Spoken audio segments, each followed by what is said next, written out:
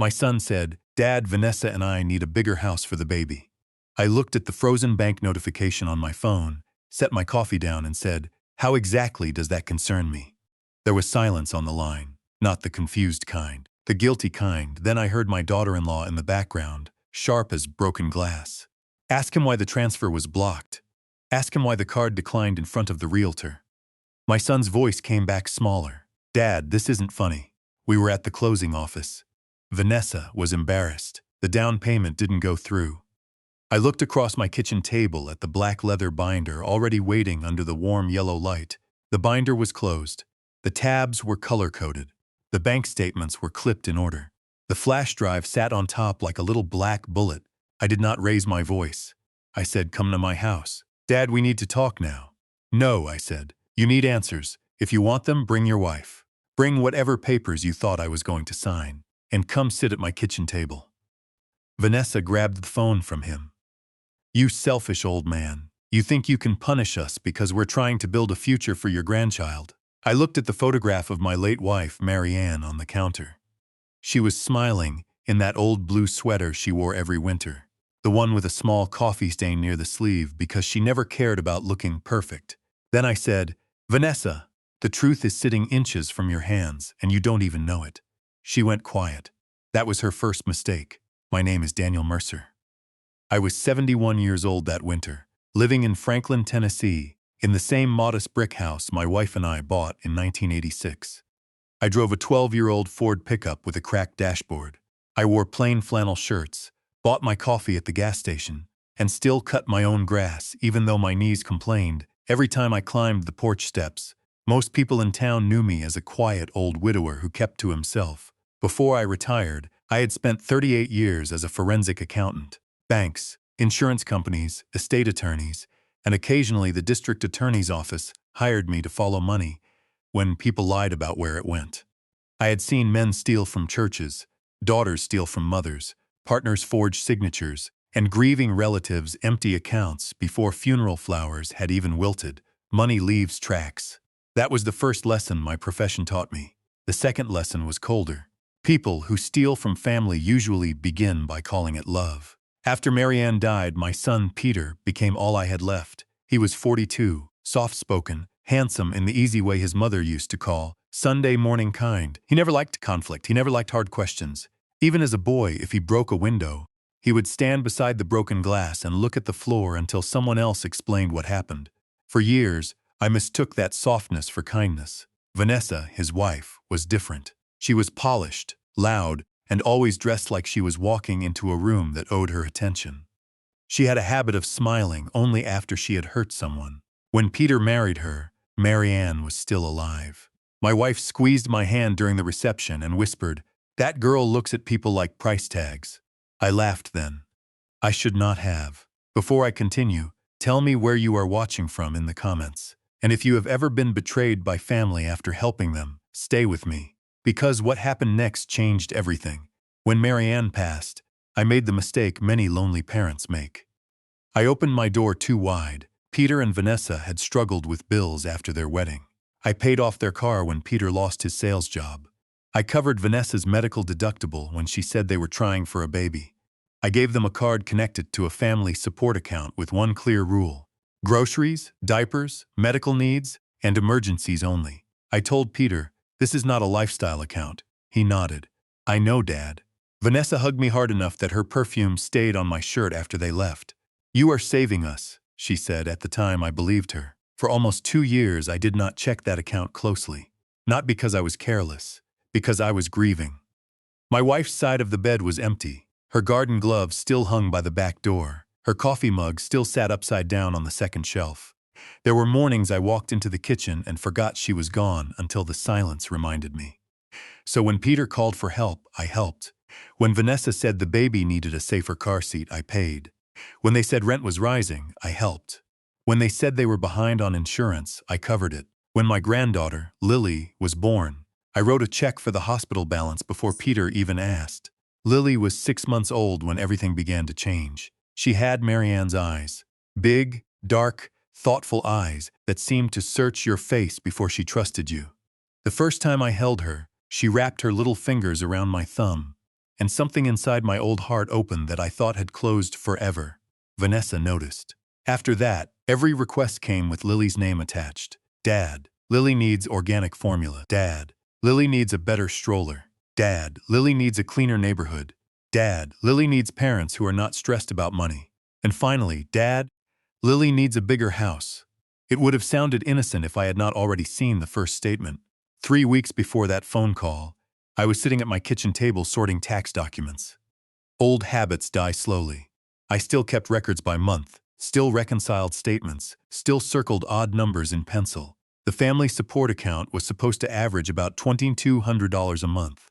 That quarter, it had spent $18,943. I stared at the number for a long time, not because I did not understand it, because I understood it too well. The charges were not diapers and doctor visits. They were boutique clothing stores in Nashville, a resort spa, a wine subscription, 2 designer handbags, a private chef deposit, a luxury baby photographer who charged more for one afternoon than I had spent on my first car. Then I found the transfer attempts, 3 separate attempts to move $240, zero from an investment account connected to my revocable living trust into an escrow account for a property on Briar Hollow Lane. The memo line read, "Down payment assistance approved by D. Mercer." I had approved no such thing. I called my bank. The bank fraud officer, a careful man named Michael Dane, spoke to me in the respectful tone people use when they think age makes bad news more dangerous. "Mr. Mercer," he said, "we flagged the transfer because the digital authorization did not match your usual device history." "What device did it come from?" "A laptop registered to your son's household." I closed my eyes. "There are moments in life when the heart knows before the mind finishes," Michael continued. "There was also a document uploaded through the customer portal. It appears to carry your signature." "I didn't sign anything." "I suspected as much," he said. "There are irregularities." "How many?" He paused. That pause told me more than his answer. 6 documents, Mr. Mercer.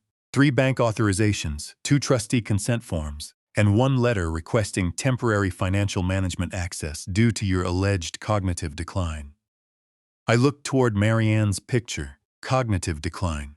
They had not just tried to take money, they had started building a story. That evening, I opened the safe in my bedroom closet. Marianne used to tease me about that safe. She called it Fort Knox for paper. Inside were deeds, trust documents, old tax returns, and a sealed envelope with her handwriting on it.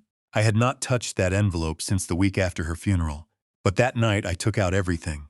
I called Rebecca Shaw, my estate attorney.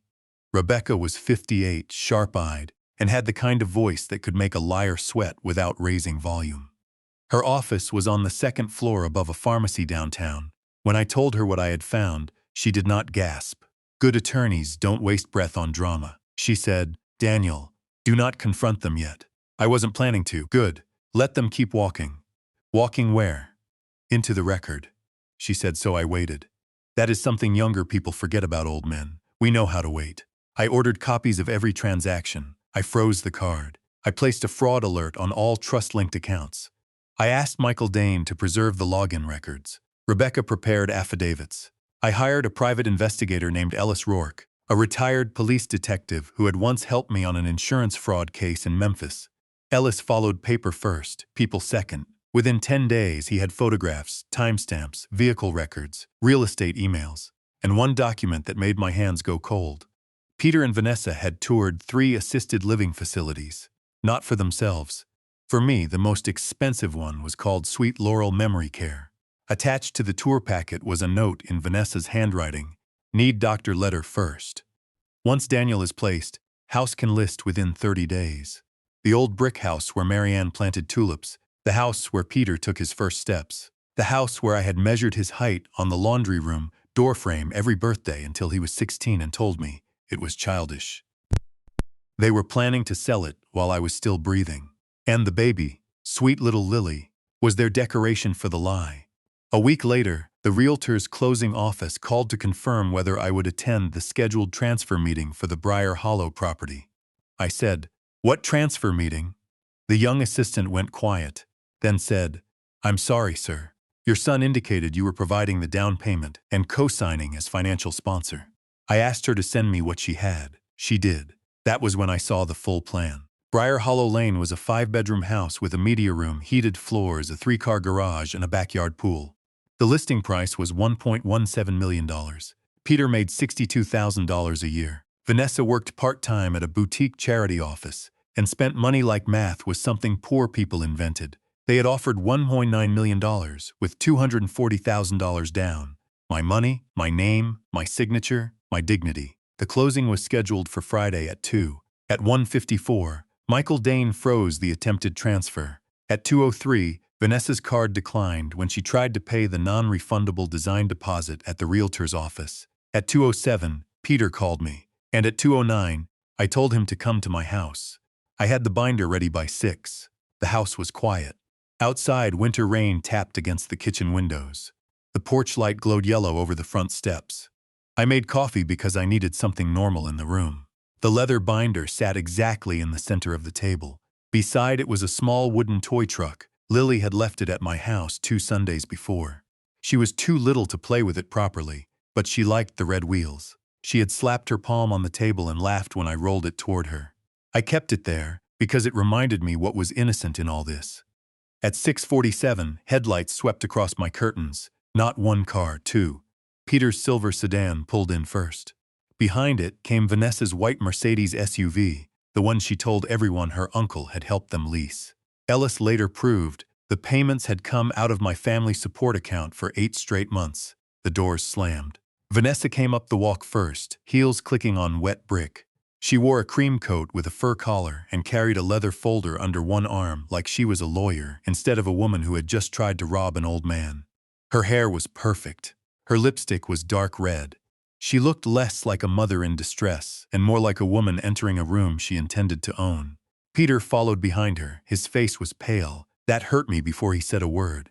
I opened the door. Vanessa did not wait to be invited. She stepped inside, shook rain from her sleeve onto my entry rug, and looked around as if my home offended her. "This place smells like old wood," she said. Peter whispered, "Vanessa." She turned on him. "No, I am not being polite tonight." I closed the door and locked it slowly. She heard the lock. Her eyes moved to my hand. I said, "Kitchen." They followed me down the hallway. Vanessa glanced at the family photographs on the wall. There was one of Peter at 8, missing 2 front teeth, sitting on my shoulders at a 4th of July parade. Her eyes passed over it like it was furniture. In the kitchen, she saw the binder. So did Peter. His jaw tightened. Vanessa pulled out a chair without asking and sat. Peter remained standing for a moment until she snapped, "Sit down." He sat. That little command told me more than any bank statement. I poured coffee into my mug, not theirs, and stood at the end of the table. Vanessa leaned forward. "You humiliated us." I said nothing. That realtor looked at me like I was trash. Still nothing. "We have a baby, Daniel. Your granddaughter. Your blood. And you froze the account like some bitter old miser because you want control." Peter stared at the table. "You're retired," she continued. "You sit in this little house counting pennies while your family struggles. What are you saving it for? A nicer coffin?" Peter flinched. He did not defend me. That silence entered my chest more sharply than her insult. I had heard cruel words before, in courtrooms, in conference rooms, across polished tables from men who had stolen pensions and still blamed the victims. But hearing my son sit quietly while his wife mocked my death inside my own kitchen was different.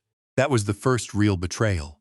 Not the money. Not the forged signature, his silence. I looked at him and said softly, "Peter." His eyes lifted. I waited. Just once, I wanted him to say, "Don't talk to my father that way." Just once. Instead, he said, "Dad, Vanessa is upset." I nodded. Not because I agreed, because now I knew exactly where he stood. Vanessa threw her folder on the table. "We need that transfer released tonight. The seller gave us until morning. If we lose this house, it is on you." "How exactly does that concern me?" I asked again. She slapped her palm on the table. "Because families help each other." I looked down at the leather binder. Then I placed 2 fingers on it and slid it toward her. The sound of leather against wood was soft.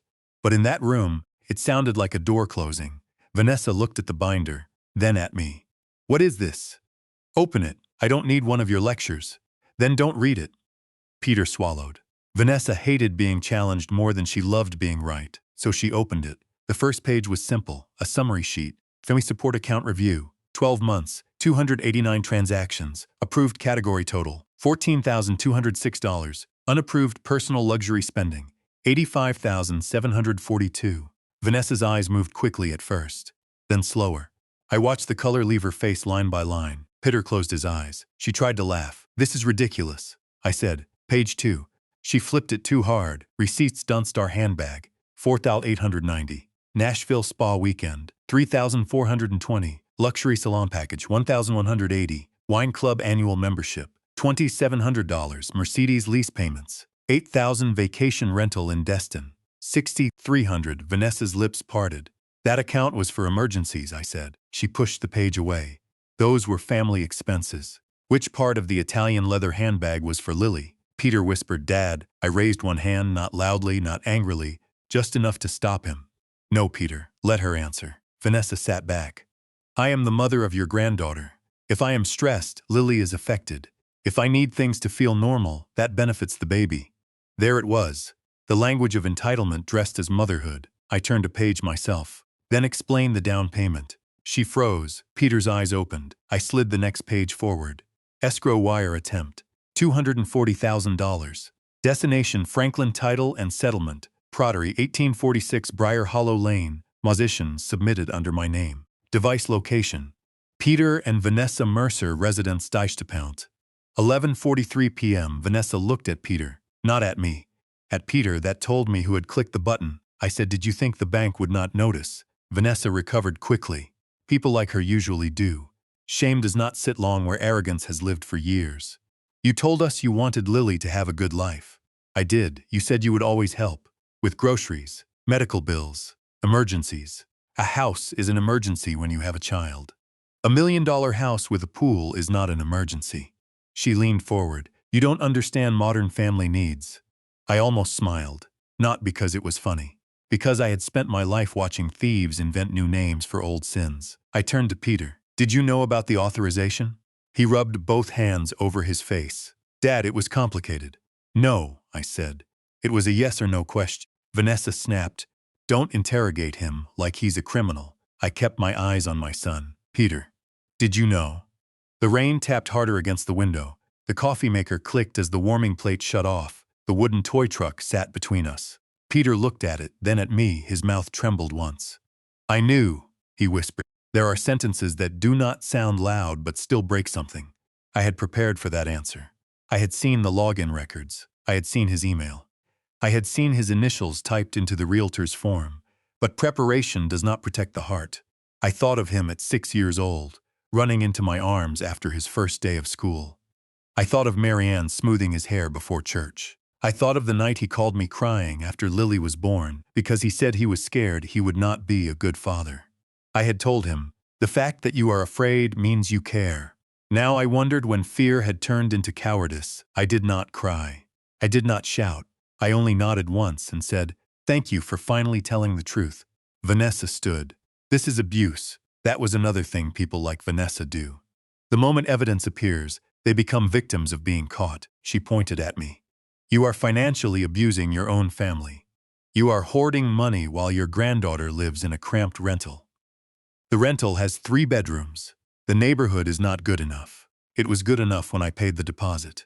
Peter whispered, Vanessa, sit down. She ignored him. You are old, Daniel. You are isolated. You forget things. Everyone sees it. You think this binder makes you powerful, but it actually proves how paranoid you are. I watched her carefully then, because I knew what was coming. She reached into her folder and pulled out a packet. This is why we came prepared, she said. She placed it on the table in front of me like a winning hand. It was a petition draft, conservatorship evaluation request. My name at the top, Daniel Robert Mercer, alleged incapacity due to confusion, financial paranoia, emotional instability, and unsafe living conditions. The petitioner line listed Peter Mercer.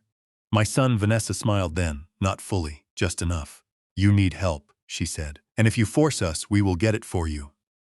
Peter looked sick. I turned the first page slowly. Who wrote this? Our attorney. Name? You'll find out soon enough. I already have. Her smile weakened. I reached into the leather binder and removed a blue tabbed section. Page 17, I said. She did not move. So I opened it myself and turned it around.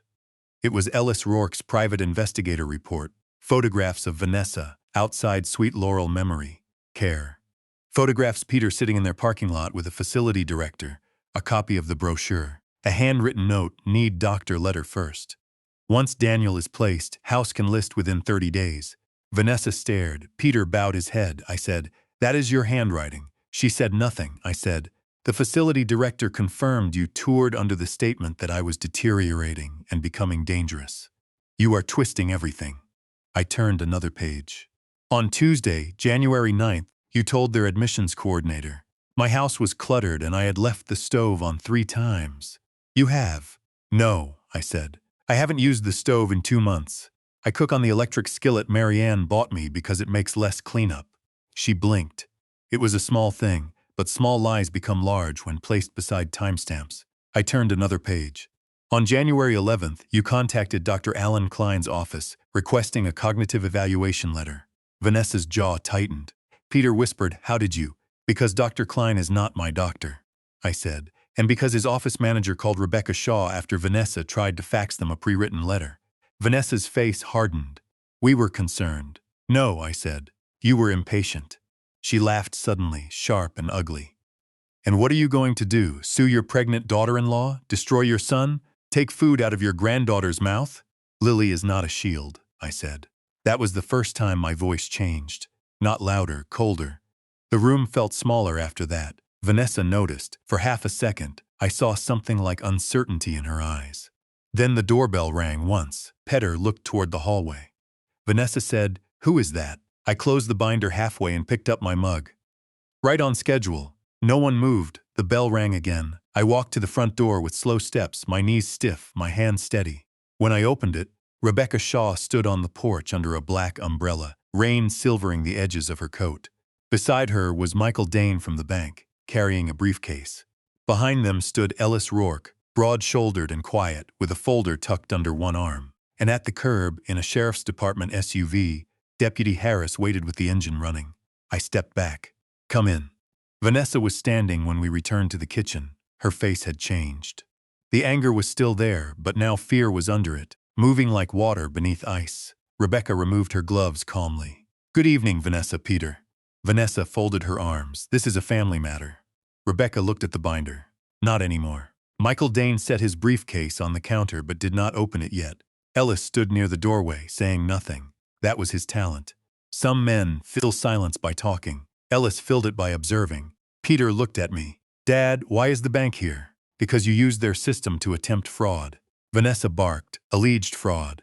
Michael said, "Mrs. Mercer, the bank has preserved login data, IP records, device identifiers, uploaded documents, and wire instructions. Whether charges are filed is not my decision, but the activity is documented." The word documented landed hard. People like Vanessa fear that word. Not wrong, not cruel, documented. Rebecca sat at my table without asking because she had earned that right. She opened her own folder. "Daniel, would you like me to proceed?" I looked at Peter. For one last moment, I wanted to see my son before all this became paperwork. He could still say, "Dad, I am sorry." He could still look at me like a man who understood what he had done. Instead, he said, "Can we just fix the transfer and talk about the rest later?" Rebecca's eyes flicked toward me. Vanessa nodded quickly. "Exactly. We can settle this privately. Release the money tonight, and we will drop the conservatorship idea." Rebecca looked at her over the top of her glasses. "You cannot drop a threat you had no lawful basis to make."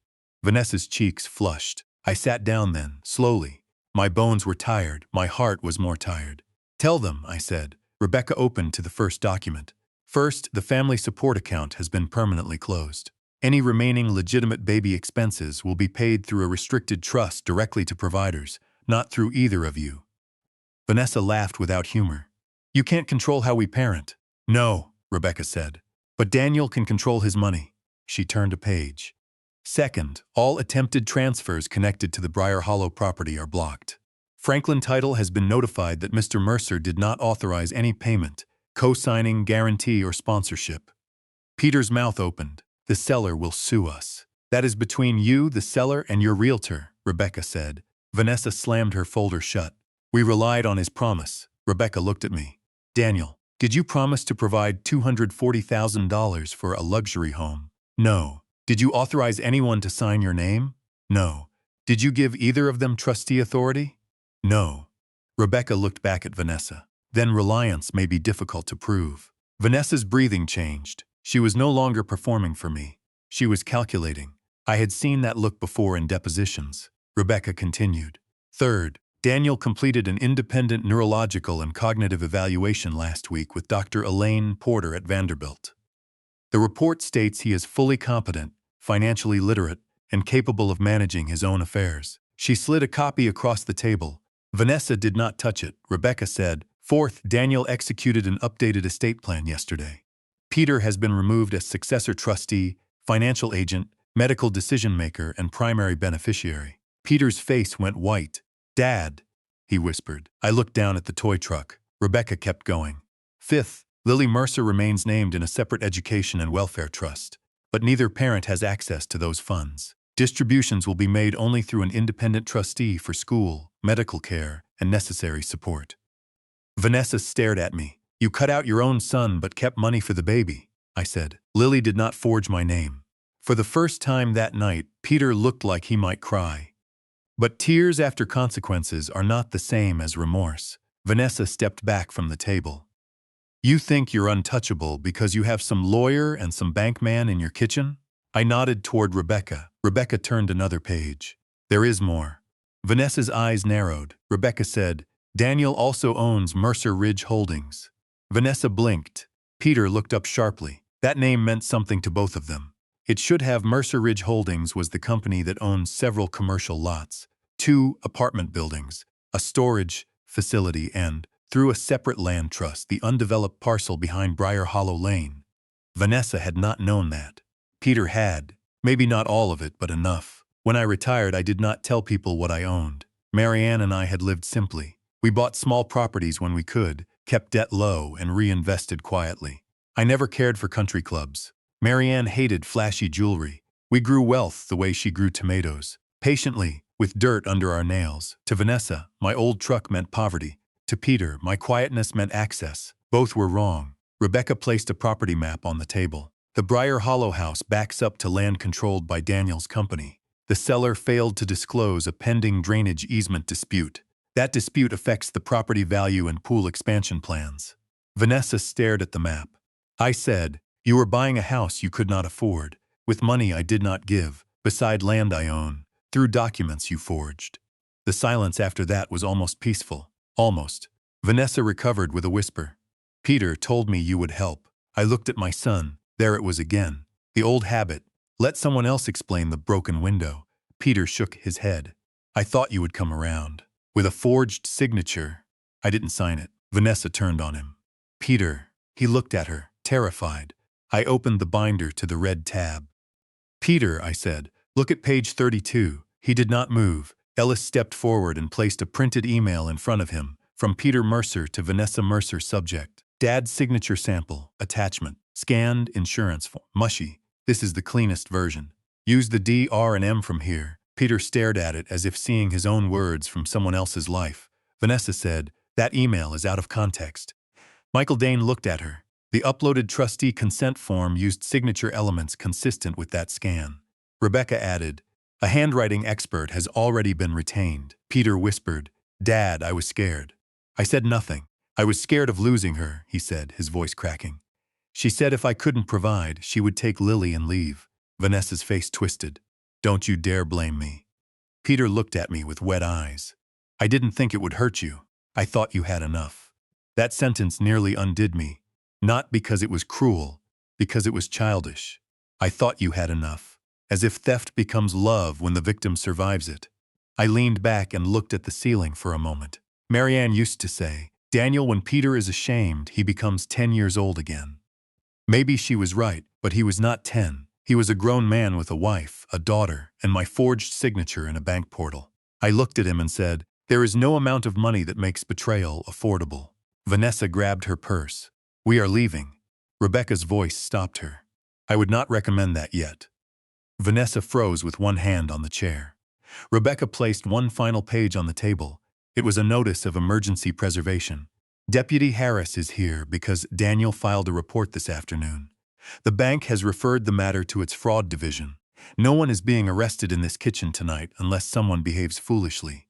But you are both being formally notified to preserve all devices, emails, messages, financial records, and documents related to these transactions. Vanessa laughed again, but it came out thin. You planned this whole ambush. I stood then. My old knees complained, but I stood straight. No, Vanessa. You planned the ambush. I planned the record, her eyes filled with hatred. You'll never see Lily again, she said. There it was. The cruelest weapon she had left. Peter looked at her, startled. Vanessa, she pointed at me. You want to play legal games? Fine. I will make sure that baby never knows your face. I will tell her you tried to destroy her parents. I will tell her you chose money over family. For a moment the kitchen disappeared. All I saw was Lily's small hand around my thumb.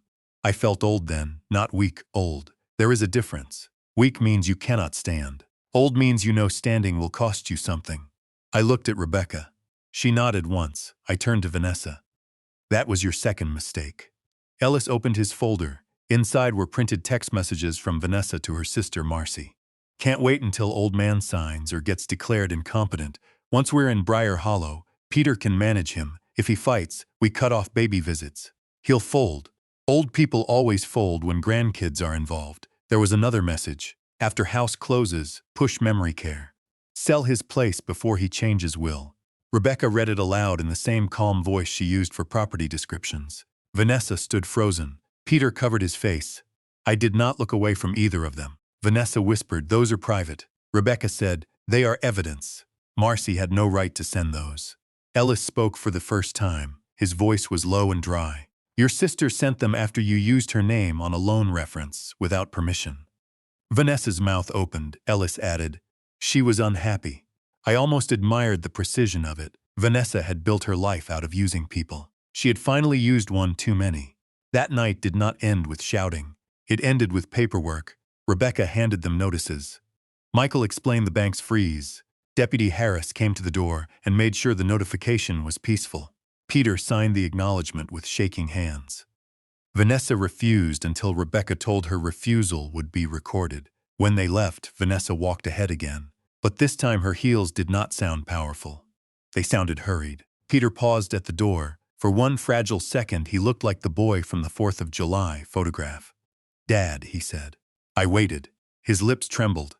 What am I supposed to do now? That was when I understood something painful. He was not asking how to make it right. He was asking who would save him. I said, "Tell the truth before someone else tells it for you." He looked down. Then he walked into the rain. I closed the door. The house became quiet again. Rebecca stayed behind while the others left. She stood in the kitchen with me, watching rain run down the glass. "You handled that well," she said. "No," I said. "I handled it legally." She did not correct me after she left. I sat alone at the table until almost midnight. The binder was still open. The toy truck was still there. My coffee was cold. I picked up the truck and rolled it once across the wood. It stopped against the binder. That was when I finally cried. Not loudly. Old men often cry the way old houses settle. Quietly, in the dark. The next week, Vanessa did exactly what Rebecca predicted. She performed. First came the family calls. My sister in Ohio called and said Peter told her I was having episodes. I asked what kind. She said he did not specify. I sent her the Vanderbilt cognitive report and 3 pages from the bank fraud file. She called back 20 minutes later crying. Then my nephew called. Then a cousin. Then a pastor I had not spoken to since Marianne's funeral. Vanessa had told everyone the same story. Daniel is confused. Daniel is bitter. Daniel promised us help and changed his mind. Daniel is punishing us because he doesn't like Vanessa. Daniel is using money to control access to Lily. That one spread fastest. It made me sound like the villain. People do not need proof when a story lets them feel righteous. For 5 days, I did not answer most calls. I let Rebecca handle official matters. I let Ellis continue gathering evidence. I let Vanessa talk. I had learned a long time ago that liars are most useful when they feel unheard. They start adding details, they decorate. They overreach. Vanessa overreached on Wednesday. She filed the conservatorship petition. Not a draft, a real filing. She and Peter claimed I was mentally declining, financially erratic, isolated, paranoid, and vulnerable to self-neglect. They attached a letter from a doctor I had never met, Dr. Alan Klein, the same office she had contacted before. Only this letter had not come from Dr. Klein. It came from a scanned letterhead with a digital signature. Rebecca called me at 8. 15 that morning. She filed, she said. I know. How do you know? Because Vanessa posted about it. Rebecca went silent. I read from the screen. Sometimes loving an elder means making hard decisions when they become a danger to themselves and others. Rebecca exhaled. She posted that publicly, with a picture of Lily. That was unwise. Yes, I said. It was. The emergency hearing was set for the following Monday at the Williamson County Courthouse. Conservatorship cases can move quickly when someone alleges danger, and Vanessa had written the petition to sound urgent. She claimed I had left doors unlocked, wandered at night, forgotten bills, threatened to cut off family support without reason, and displayed hostility toward my pregnant daughter-in-law. Pregnant, that was another lie, or at least another costume. Vanessa was not pregnant. Lily was already 8 months old. But the phrase pregnant daughter-in-law sounded more fragile than angry woman with forged bank documents. Rebecca filed our response within 24 hours. It was not emotional, it was surgical. Competency report, bank fraud referral, preserved login records, private investigator report, facility tour notes, docs text messages, doctor letter irregularities, updated estate plan, trustee changes, evidence of attempted financial exploitation. She also requested sanctions. That word made Vanessa call Peter in a panic. We knew because Peter, finally afraid enough to protect himself, called me Saturday morning. His voice sounded hollow. Dad, Vanessa wants me to say you threatened us. I was standing at the kitchen sink, washing one coffee mug. I turned off the water. Did I? No, then don't say it. She says if I don't, she'll leave. Peter, she may leave anyway, he breathed shakily. I don't know how it got this bad. I looked out the window at Marianne's sleeping garden. The winter had browned everything. Even the rose bushes looked like old wire. It got bad one yes at a time, I said. He cried then for a few seconds. I heard my son sob like he had when he was small and broke his arm falling from the oak tree. I wanted to comfort him. God help me, I did. A parent's body does not forget. Even when your child wounds you, some old instinct still reaches for the bandage. But Rebecca had warned me. Do not discuss facts without counsel. So I said, call your own attorney, tell the truth, and do not let Vanessa use Lily as a match. He whispered, do you hate me? That question sat between us. I could have lied and made it easy. Instead, I said, no, but I no longer trust you. He made a sound like the air had left him. Then the line went dead. On Monday morning, I wore my dark gray suit, the same one I wore to Marianne's funeral. It fit looser now.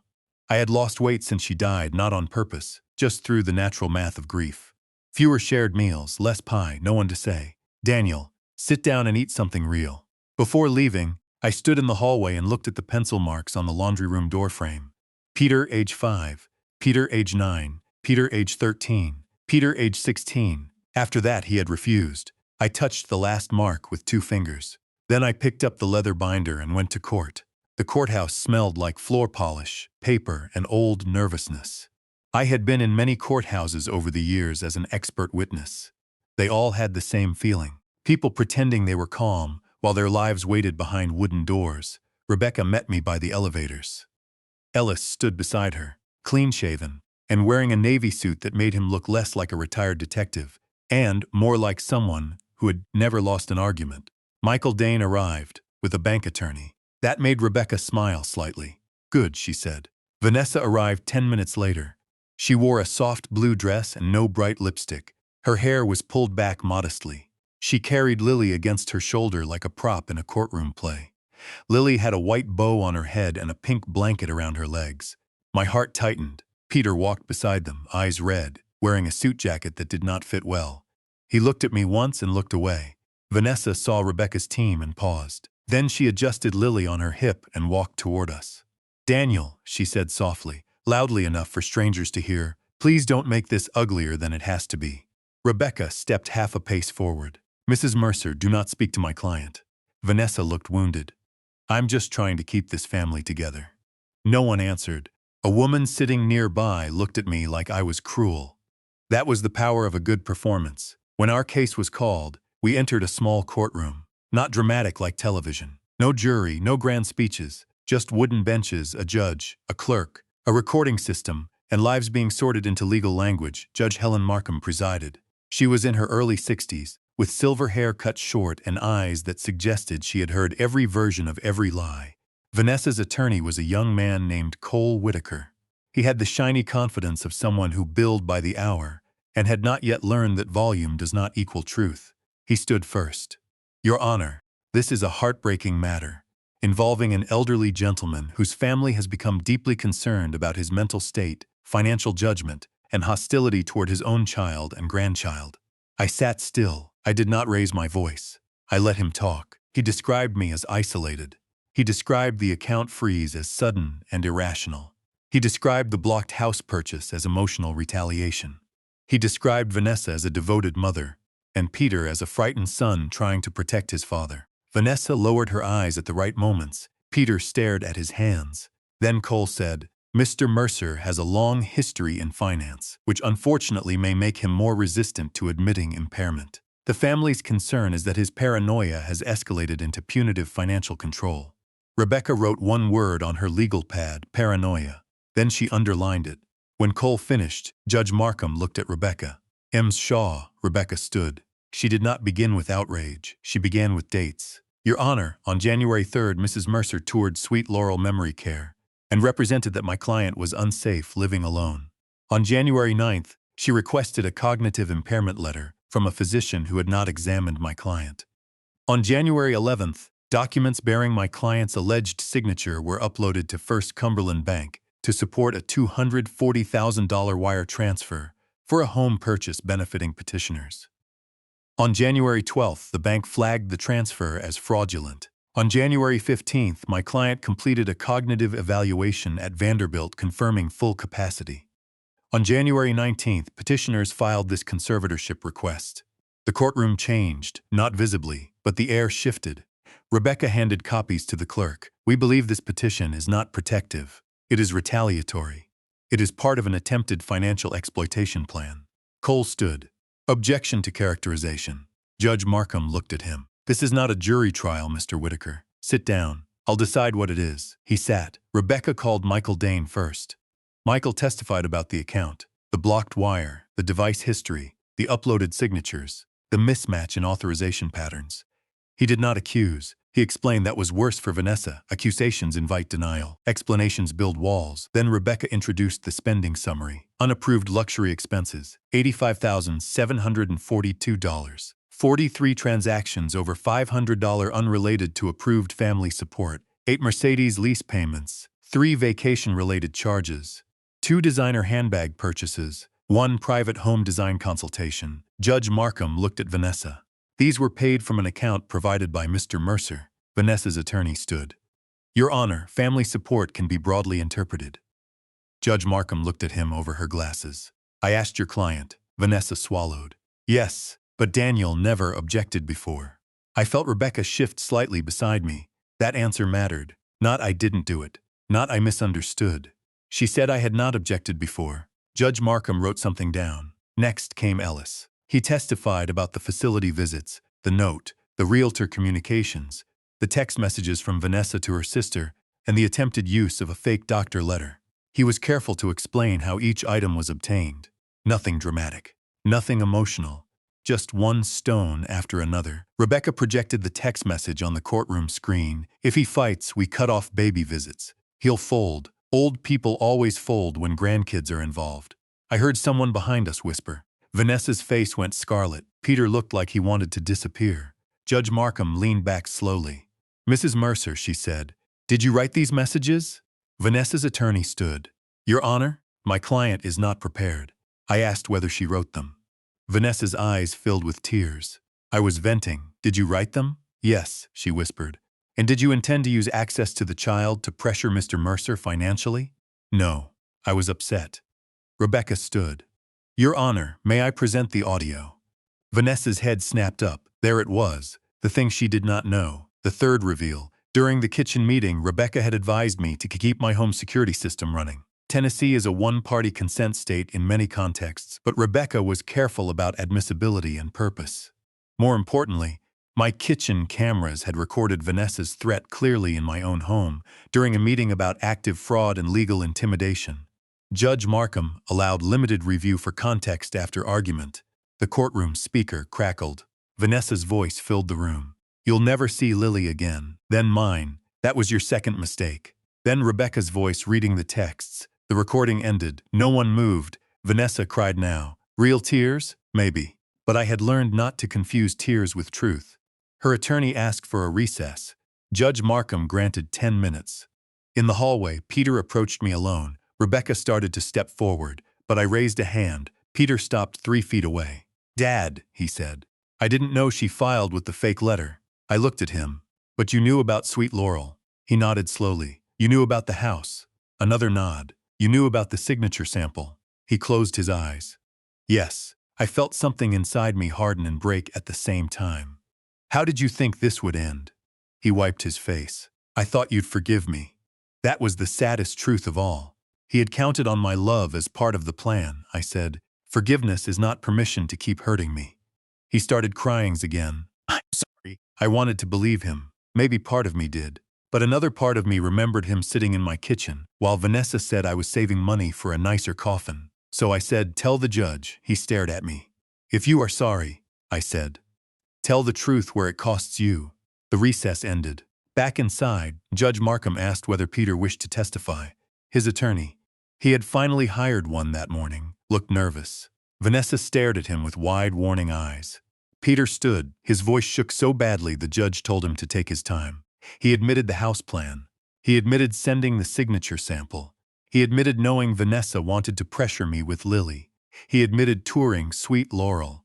Then Rebecca asked, did your father ever authorize you to sign documents on his behalf? No. Did he ever promise to fund the Briar Hollow purchase? No. Did he appear confused or incompetent when you discussed finances? Peter looked at me. No, he whispered. He was always clear. Vanessa made a sound beside him. Judge Markham looked at her. Mrs. Mercer, control yourself. For the first time in all the years I had known her, Vanessa had no room left to perform. Rebecca's final evidence was the cleanest. Dr. Elaine Porter's competency report. My updated estate plan. The trust amendment removing Peter. The trustee appointment naming Rebecca's firm as independent administrator. The restricted trust for Lily. The police report. The bank preservation letter. And Marianne's envelope. That last one was not legally sense necessary. Rebecca had told me we did not need it, but I brought it anyway. Inside was a letter Marianne wrote 2 months before she died. She knew her heart was failing. She knew Peter was weak where family pressure was concerned. She had asked me to open it only if I ever felt torn about money and our son. Rebecca hesitated before offering it. Judge Markham read it privately first, then permitted a portion into the record because it explained my estate planning intent. My wife's handwriting appeared on the screen. Daniel, if Peter ever confuses love with rescue, remember this. A parent can leave a door open without handing over the whole house. Protect what we built. Protect any child who comes after us, but do not let guilt make you foolish. Peter must learn to stand, even if standing hurts. I lowered my head. That was the first time in court I had to close my eyes. Not because of Vanessa, because Marianne had seen the shape of this before I did. Judge Markham took a long pause after that. Then she ruled the emergency conservatorship petition was denied. The court found no credible evidence of incapacity. The court noted serious concerns about attempted financial exploitation. The matter would be referred for further review. The allegedly forged medical letter would be referred to appropriate authorities. The petitioners were ordered not to contact me directly except through counsel. Vanessa and Peter were ordered not to remove, destroy, alter, or conceal any evidence. A temporary protective order regarding harassment and coercive financial pressure was granted, and the court specifically stated that grandparent visitation and financial support could not be used as leverage in an elder exploitation dispute. Vanessa whispered, "This is insane." Judge Markham heard her. "Mrs. Mercer," she said, "what is insane is believing that having a child entitles you to another person's estate." That sentence went through the courtroom like a clean blade. Vanessa said nothing after that. Outside the courtroom, cameras were not waiting. There was no dramatic crowd. Real justice is usually quieter than people imagine. It sounds like paper being stamped. It smells like courthouse dust. It looks like a tired old man holding a binder, while his son stands 10 feet away, finally understanding that consequences have weight. But the humiliation came anyway, not public in the television sense, public in the family sense. By evening, everyone who had received Vanessa's version had received the ruling. Rebecca sent it professionally. My sister called again. This time she said, "Daniel, I am sorry I doubted you." I told her, "You believed the first story you heard." She cried. I did not comfort her much. I was tired of comforting people who had found it easy to suspect me. The legal consequences unfolded over the next 3 months. The bank closed all access points connected to Peter and Vanessa. The forged documents were turned over to investigators. The realtor canceled the Briar Hollow contract. The seller kept part of their earnest money and threatened civil action. Vanessa's charity office placed her on leave after learning she had used their printer and scanner for personal legal documents, including the fake doctor letter. Dr. Klein's office filed its own complaint.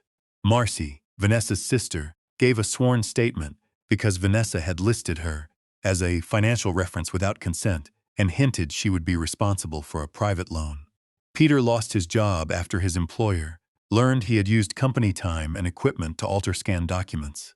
I did not call his employer. I did not have to. Fraud has a way of walking through doors you forgot were open. Vanessa's Mercedes was repossessed in April. The Briar Hollow house sold to someone else. Sweet Laurel Memory Care sent me a handwritten apology from their director, which I appreciated but did not need. The district attorney's office did not move fast. They rarely do. Eventually, charges were filed related to attempted financial exploitation, forgery, and fraudulent use of documents. Peter's attorney negotiated. Vanessa's attorney fought. The case moved slowly, with hearings and continuances and legal language that drained the life out of everyone involved. I did not celebrate any of it. People imagine revenge feels like fire. Mine felt like winter, clean, sharp, and cold. I had protected myself. I had protected Lily's trust. I had stopped them from taking my house. I had kept my name from being used as a ladder into a life they had not earned. But at night, I still walked past Peter's photographs. The court could remove him from my estate plan. It could not remove him from the laundry room doorframe. One Sunday in May, I was sitting on the porch with coffee when a blue sedan pulled up slowly at the curb. Peter stepped out alone. He looked thinner, older. His shirt was wrinkled. He stood beside the car like he was not sure the sidewalk would hold him. The protective order allowed contact through counsel only, but Rebecca had already told me Peter's attorney requested permission for one supervised apology meeting. I had not answered. Apparently, Peter decided waiting was too hard. I stayed seated. He did not come past the mailbox.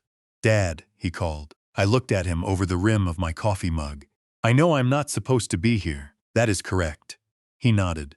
"I just wanted to tell you Vanessa took Lily to her mother's place in Kentucky." I felt my hand tighten around the mug. "Is Lily safe?" "Yes, I think so." "You think so?" He winced. "She's safe. Vanessa is angry, but she takes care of her." I stood slowly. Peter looked at the ground. "I filed for separation," he said. The old oak tree shifted in the wind behind him. "I'm not telling you so you'll help me," he added quickly. "I know I don't deserve that. I wanted you to know I finally did something without asking her permission." I studied him. There were words a father could say. Hard words. True words. Words that would make him bleed. Instead, I said, "Good." He looked up, surprised by even that small mercy. "I'm going to cooperate," he said. "With the investigators. With Rebecca.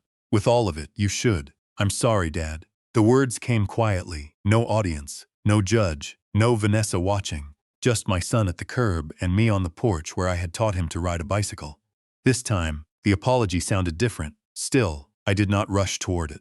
Trust is not a light switch, it is a bridge, and he had burned it for a house with heated floors. I said, "Peter, I hope you become the father Lily needs."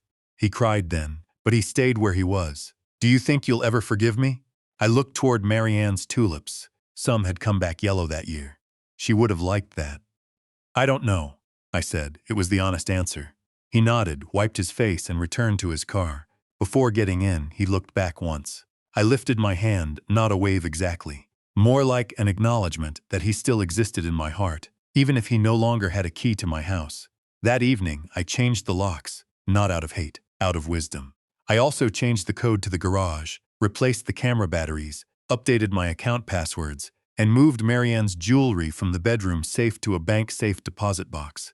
The next morning, I met Rebecca downtown and signed the final version of Lily's trust. It would pay for education, healthcare, counseling if she ever needed it, and a modest first home contribution when she turned 30, provided no parent or spouse could pressure her into signing it away. Rebecca read the terms and smiled. Marianne would approve. I looked at the pen in my hand. She helped write it, I said. Afterward, I walked to the old diner across the street.